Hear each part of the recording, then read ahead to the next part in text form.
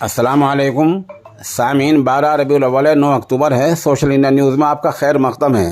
خبر کا عنوان ہے 12 وفات کے جلوس میں 5 لوگوں کی موت اور 2 زخمی۔ حادثہ کہاں ہوا ہے، کیسے ہوا ہے، آپ پوری خبر سنیں۔ اتر پردیش کے بہرائچ میں آج یعنی اتوار کے دن صبح کو نکلے 12 وفات کے جلوس میں شامل 5 لوگوں کی بجلی کا کرنٹ لگنے سے موت ہو گئی ہے۔ اس حادثے میں 2 لوگ زیادہ زخمی ہوئے ہیں، جنہیں علاج کے لیے ضلع ہسپتال میں بھرتی کرایا گیا ہے۔ یہ حادثہ ضلع بہرائچ کے نانپر علاقے کے گاؤں بھگڈاؤں ماسو پور کا ہے۔ اطلاع کے مطابق جلوس کے ٹھیلے میں لگی لوہے کی راڈ بجلی کے ہائی ٹینشن تار سے ٹکرا گئی۔